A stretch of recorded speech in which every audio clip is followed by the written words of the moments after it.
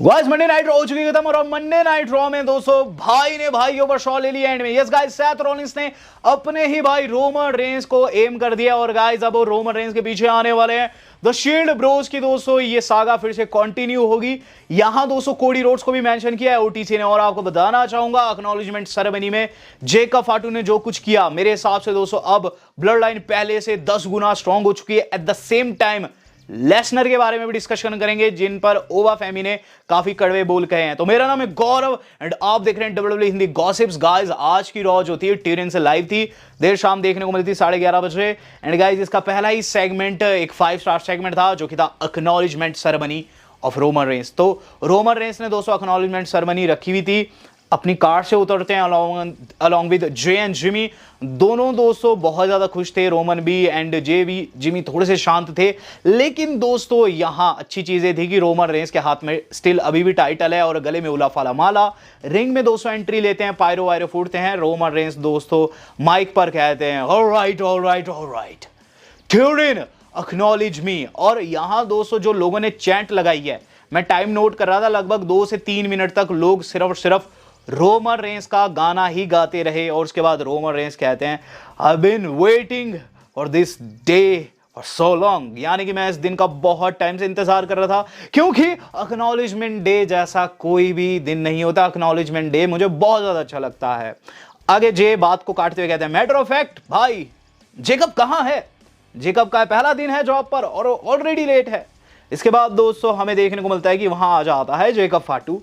और guys Jacob फाटू जो था काफी ज्यादा गुस्से में था।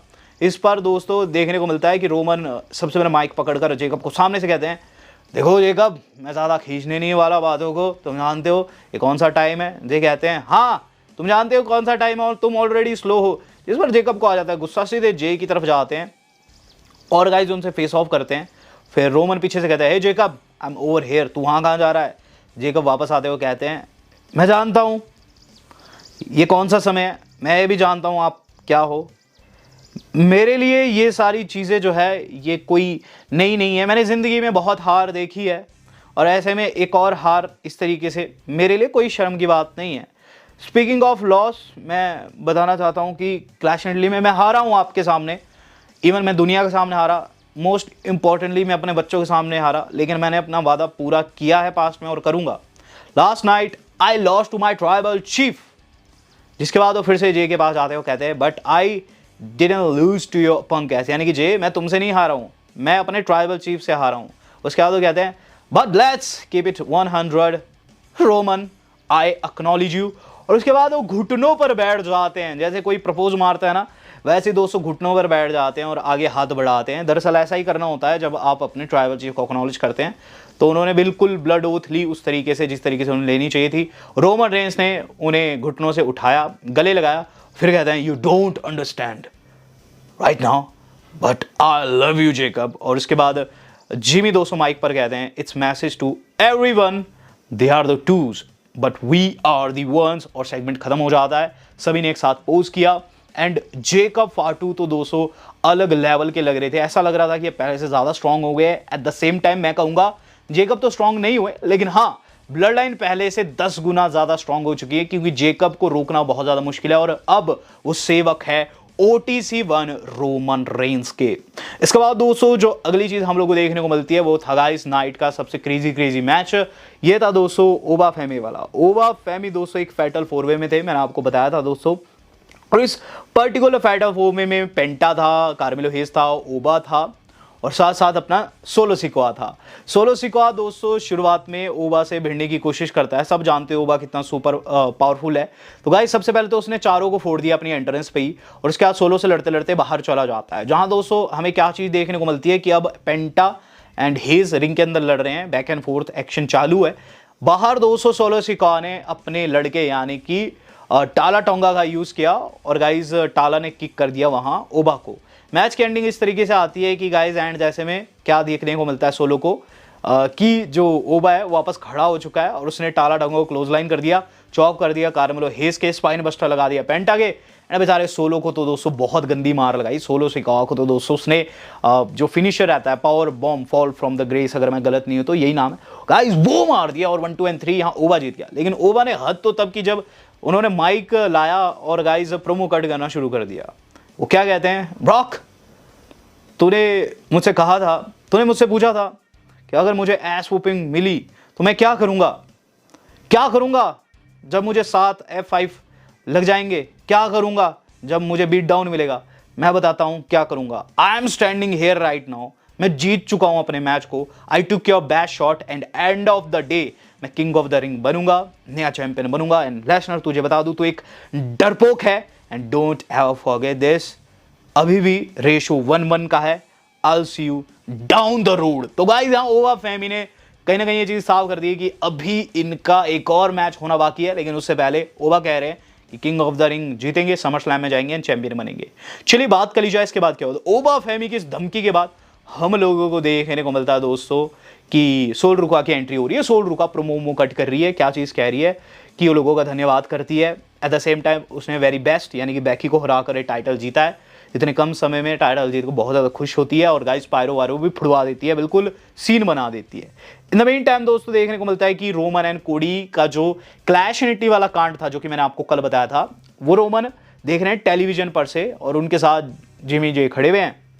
और गाइस इसे देखकर जो हमारे अपने रोमन है काफ़ी मुस्कुरा रहे हैं, कहते हैं I'll get him soon, यानी कि जल्द मैं इसे फोड़ूंगा कोडी को। लेकिन उससे पहले एक चीज़ तुम्हें बता देता हूं जे, इस मोमेंट पर जेका का तुम्हें खास ध्यान रखना है। एट द सेम टाइम तुम्हारा फोकस होना चाहिए किंग ऑफ द रिंग जीतने के ऊपर।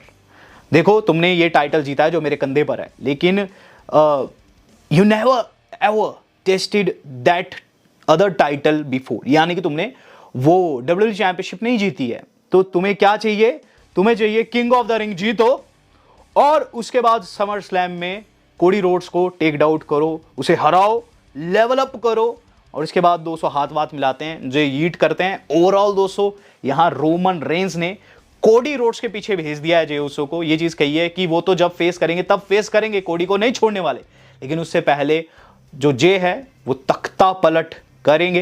वेल क्या ये होगा ये तो समय बताएगा। यहां दोस्तों बात की जाए अगले मैच की। अगला मैच था दोस्तों रह मैस्टीरियो का, जो कि गाइस ड्रैगन लीग के साथ टीम अप कर रहे थे, फेस कर रहे थे हमारे अपने पेज को एंड रूसेफ को। मैच वाज गुड एंड जो क्राउड है ना इटली का रे को बहुत ज़्यादा पसंद करता है। 619 की chant through out the match चली। एंड में दोस्तों ये देखने को मिलता है कि ड्रैगन लीग जिनकी पिटाई हो रही थी, ये दोनों बहुत गंदी पिटाई कर रहे थे, टैग नहीं देने दे रहे थे गाइस। अंततः टैग चला जाता है रे को और रे ने जो पिटाई की दोस्तों वहाँ इन दोनों की देखने वाली थी बिल्कुल। एंड जैसे में चीज़ देखने को मिलती है कि रिंग के अंदर दोस्तों जो ईथन पेज है उसे 619 लग जाता है और गाइस 1 2 3 रे मिस्टीरियो मैच निकाल लेता है। तो गाइस हमारे रे मिस्टीरियो करके दिखा दिया एंड काफ़ी तेज़ तरह आज फिर से लगे मुझे। देन दोस्तों देखने को मिल रहा है कि पेंटा एंड जो एडम है उनकी बैक स्टेज बाहर लग रही है। एडम कहते हैं कि मैंने रे से बात कर ली है, मैंने मैनेजमेंट से बात कर ली है, इट इज़ ऑफिशियल, जल्द रे मिस्टीरियो तुम्हारे टाइटल के पीछे आएगा। जिस पर पेंटा खुश नजर आते हैं, कहते हैं इससे बेटर मैच नहीं बन सकता। In the main time LA night भी आ जाता है पीछे से, कहता है कि तू यहाँ मैच बना रहा है लेकिन मैं जो चीज़ देख पा रहा हूँ तो कुछ और बना रहा है। इस मूवमेंट पर तू ब्लड लाइन को फिर से चरम पर रखने की कोशिश कर रहा है, टॉप पर रखने की कोशिश कर रहा है, उनके तलवे चाट रहा है तू। मैंने देखा कैसे उनके ऑफिस में तू बढ़ रहा है, कैसे तू उनके साथ मीटिंग्स काट रहा है, यहाँ तू बहुत ज़्यादा दोगलापंथी कर रहा है। एडम कहता है देखो ऐसा बिल्कुल भी नहीं है। रही बात रोमन के साथ मीटिंग करने की, तो वो पर्सनल मैटर है, वो चैंपियन है, उसे उस तरीके से ट्रीट करना ज़रूरी है। अच्छा तो तू अब ऐसी बातें करने लगा। ये एलए नाइट जवाब में कहते हैं कि तू ब्लड लाइन का काफ़ी बड़ा नौकर हमें दिख रहा है। इस पर दोस्तों एडम पेयर्स उंगली करते हैं तो एलए नाइट वही उंगली पकड़ लेते हैं, हाँ अब तो तेरे इशारों में भी दिखने लग रहा है। जिस पर दोस्तों एडम कहते हैं कि वो ब्लड लाइन को एक नहीं रख रहे, वो फैमिली को इन लाइन रख रहे हैं, वो फैमिली को एक साथ रखने की कोशिश कर रहे थे और जेकब को लाने की कोशिश कर रहे थे वापस ब्लड लाइन में। तो एलए कहते हैं कि तेरी जॉब वैसे भी नहीं थी, रही बात तेरी तो मुझे लगता है तू पूरी तरीके से कॉम्प्रोमाइज्ड हो चुका है। तो गाइज यहाँ जो एडम पेयर्स है उन पर आरोप लगाए हैं और कहीं ना कहीं आरोप कुछ हद तक सही भी एलए नाइट के। हम लोगों को देखने को मिल रहा है दोस्तों कि अब जो हमारी अपनी ईओ स्काई रिंग में आ चुके हैं, क्योंकि अब महिलाओं का फैटल 4-वे queen of the ring tournament वाला शुरू हो चुका है। जहां दोस्तों ओबा ने क्वालिफाई किया, वहीं दोस्तों इस पर्टिकुलर मैच में ईओ स्काई ने क्वालिफाई किया। हालांकि मैच के अंदर जूलिया को लोगों का सपोर्ट था, लेकिन एंड जैसे में क्या चीज़ देखने को मिलती है कि जो ये लैश लेजेंड है ना, दरअसल मैच लैश लेजेंड, जूलिया, ईओ स्काई और साथ ही साथ एक और सुपरस्टार थी हमारी यानी कि दोस्तों रॉक्सन पेरेज, इनके बीच में था। गाइस इसमें एंड में क्या देखने को मिलता है कि जो लैश लाइट है अपना फिनिशर लगाती है एंड जैसे में, लेकिन ईओ उस फिनिशर को ऊपर से तोड़ देती है जब वो पिन फॉल को जा रही होती है। जिसके बाद रिंग में दोस्तों जो महिला देखने को, जूलिया देखने को मिलती है जो कि नीचे पड़ी हुई, ईओ स्काई ने उन्हें फिनिशर लगा दिया और मैच के अंदर दोस्तों क्वालिफाई कर गई है। ईओ स्काई के ये queen of the ring qualifier जीतने के बाद अगली चीज देखने को मिलती है कि मैक्सिम डुप्री इस चीज को लेकर ना खुश है। वो कहती है कि उन्हें क्यों क्वीन ऑफ द रिंग में जगह नहीं मिली। एडम पेयर्स से पूछ रही होती है। एडम पेयर्स कहते हैं कि वेल इसका तो मेरे पास कोई जवाब नहीं, लेकिन अगर कोई जगह खाली होती है तो सबसे पहले मैं तुझे ही रखूंगा। जाने लगती है वो, वहाँ से अचानक से ओटी सामने आ जाते हैं। ओटिस कहते हैं कि मैक्सिम क्या हाल चाल। मैक्सिम कहते हैं कि वो काफ़ी परेशान है। ओटिस कहते हैं हाँ तू परेशान है, लेकिन इसका मतलब ये नहीं है कि तू ऑस्टिन थ्योरी के साथ घूमना फिरना शुरू कर दे।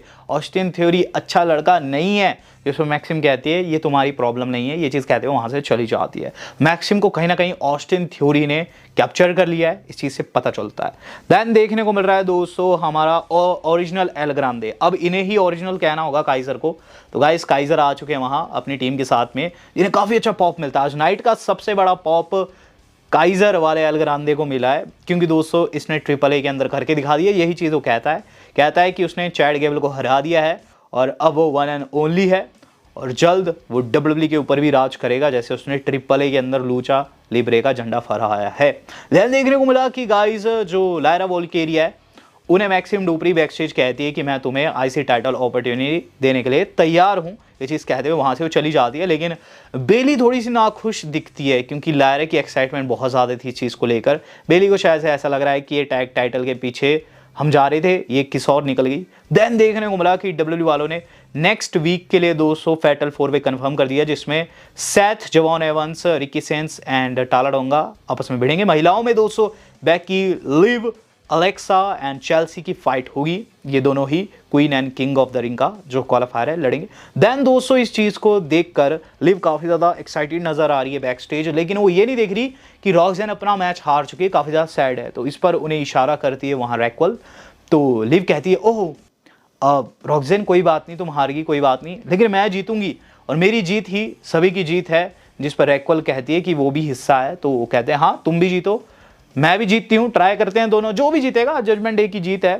जिसके बाद सभी वहाँ से चले जाते हैं, लेकिन लिव दोस्तों कुछ इविल से स्माइल देती है। हम लोगों को देखने को मिलता है दोस्तों अब main event of the evening. And guys मैंने एक्सपेक्ट नहीं किया था ये इतना अच्छा जाएगा। पहली चीज़ तो है ये 20 से 25 मिनट का मैच था, काफ़ी लेंथी मैच था। इसमें रॉलिंस की एंट्री होती है। मेन इवेंट रख दिया था ब्रेकर वर्सेस सेथ, मैंने आपको बताया था हो सकता है ब्रेकर दोस्तों काफ़ी टाइम से रॉलिंस के पीछे पड़े। इनकी एक लंबी राइवलरी, एक ऐसी राइवलरी जो कि दोस्तों रबड़ की तरह खिंचती जा रही थी, लेकिन गाइस अब फाइनली शायद इसका एंड हो चुका है। मैच शुरू होता है, मैच के अंदर दोस्तों क्या चीज़ देखने को मिलती है कि ब्रेकर जो है पहले के 5 मिनट काफ़ी डोमिनेट करते हैं, इवन सुप्लेक्स लगाते हैं जिस पर लोग चिल्लाते हैं सुप्लेक्स सिटी। एंड में क्या चीज़ देखने को मिलती है कि रॉलिंस जो है कमबैक कर चुके हैं। इवन दोस्तों उन्होंने अपना फैल्कन एरो भी लगा दिया है, लेकिन दोस्तों देन ब्रेकर के दिमाग में कुछ और ही आता है। वो दोस्तों एक स्पीयर लगाते हैं जिस पर रॉलिंस किक आउट कर देते हैं। देन ब्रेकर उन्हें बाहर ले जाते हैं। वो टेबल के पास उन्हें अपना जो रहता है स्पीयर वो लगाना चाहते थे, लेकिन गाइस टेबल पर स्पीयर तो नहीं लगा, उल्टा पेडिग्री में काउंटर कर दिया रॉलिंस ने। देन दूसरी पेडिग्री, अब लगता है ब्रेकर की पिन होगी, लेकिन ब्रेकर ने 2 पर किक आउट कर दिया। अब रॉलिंस को समझ नहीं आ रहा है कैसे हराया जाए। इस बीच दोस्तों ऑस्टिन थ्योरी इंटरफेरेंस की कोशिश करता है, लेकिन दोस्तों हमारे रॉलिंस उसे पहले ही टेक आउट कर देते हैं और मार मार के बाहर फेंक देते हैं। इस बीच दोस्तों हमें चीज़ देखने को मिलती है कि जो ब्रॉन ब्रेकर है वो अटैक कर देते हैं रॉलिंस के ऊपर, लेकिन रॉलिंस दोस्तों डक करते हैं ब्रेकर को। In the mean time Austin theory को फिर से मौका मिल जाता है, क्योंकि दूसरे छोर से पॉल हेमन डिस्ट्रैक्ट कर रहा है। ऑस्टिन थ्योरी ने टाइटल दे मारा रॉलिंस के। और गाइज इसके बाद हमें देखने को मिलता है कि वहाँ मॉन्टेस फोर्ड आ जाता है जो कि ऑस्टिन थ्योरी का टेक आउट करता है, लेकिन गाइज देन ब्रेकर ने एक स्पीयर लगा दिया वहाँ रॉलिंस के। मॉन्टेस के भी दोस्तों उन्होंने स्पीयर लगाया, लेकिन रॉलिंस की पिन फिर से नहीं होती है। दोनों दोस्तों हार मानने को रेडी नहीं थे।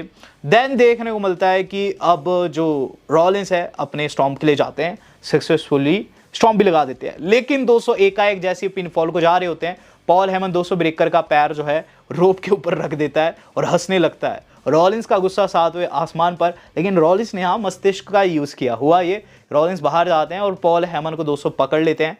पॉल हेमन पीछे पीछे हटते हैं। दूसरे छोर से ब्रेकर को ऐसा लगता है कि ये काफ़ी अच्छा मौका है, अपना दौड़ते हुए स्पीयर लगाता हूँ, सुपर स्पीयर लगाता हूँ, लेकिन वो जाते हैं, स्पीयर लग जाता है दोस्तों उल्टा पॉल हेमन को, क्योंकि सेथ साइड हट जाते हैं। बैरिकेड टूट जाता है कि यहाँ ब्रॉन ब्रेकर क्या करते हैं, जैसे दोस्तों रॉलिंस अंदर जाते हैं, उन्हें स्पीयर लगाने की दोस्तों उसमें जाते हैं, लेकिन गाइस रॉलिंस इस बीच जो टाइटल था वो होल्ड कर चुके थे दोस्तों। उन्होंने ऑस्टिन थ्योरी का टाइटल लाया हुआ था रिंग के अंदर, उन्होंने वो पकड़ा हुआ था। तो ब्रेकर जैसे ही स्पीयर लगाते हैं दोस्तों रॉलिंस को, वो टाइटल उनके कंधे पे लगता है। रेफरी बाहर हेमन को चेकआउट कर रहा है बेवकूफ, और गाइस वहाँ ब्रेकर अपनी सुध खो गए, बेहोश हो गए। देन दोस्तों रॉलिंस ने अपना स्टॉम्प लगा दिया। 1, 2 and 3 यहाँ सैथ रॉलिंस पर्टिकुलर मैच में जीत गए, thanks to Montez, thanks to Rollins, जो हमें इतना अच्छा मैच देखने को मिला है। इसके बाद दोस्तों रॉलिंस ने जो कुछ किया गाइस वो काफ़ी ज़्यादा चर्चा का पार्ट है। इसके बाद होता यह है कि रॉलिंस दोस्तों हवा में उंगली उठाते हैं, बिल्कुल रोमन रेंस वाले स्टाइल में। दरअसल वो यहाँ रोमन रेंस को एक्नॉलेज नहीं कर रहे थे, उन्होंने ऐसे उठाया, देन सीधे उन्होंने दोस्तों ऐसे कर दिया, यानी कि I am pointing eight you Roman, I am pointing at your world title right now. तो यहाँ दोस्तों रॉलिंस ने दम भर दिया है, वो भी किंग ऑफ द रिंग का पार्ट होने वाला है क्वालिफायर का, जो कि मैंने आपको अभी भी बताया है कि अगले हफ्ते होगा। इसके बाद इवन दोस्तों उन्होंने वहाँ जो क्राउन रहता है पोज दिया है और वीडियो डाली डब्ल्यू वालों ने, क्या कहते हैं वहाँ जाकर कि मैंने कभी भी किंग ऑफ द रिंग नहीं जीता है, एंड सुनने में बुरा नहीं लग रहा, King Seth don't sound too bad guys, it sounds too good. यहाँ दोस्तों सच्ची बात बताऊँ, रॉलिंस जीतने भी चाहिए, रॉलिंस जीत भी सकते हैं, एंड हम लोगों को भाई वर्सेस भाई इस बारी के समरस्लैम में देखने को मिल सकता है। लेकिन दोस्तों सवाल ये है क्या रॉलिंस जीतेंगे, क्योंकि मुझे ऐसा लग रहा है फाइनल में उन्हें ओबा को फेस करना पड़ सकता है। पहले तो समय बताएगा वीडियो मेरी आज कितनी थी, वीडियो कैसी लगी हो do let me know, video मेरी आज तक खिलना है। धन्यवाद, शबक है।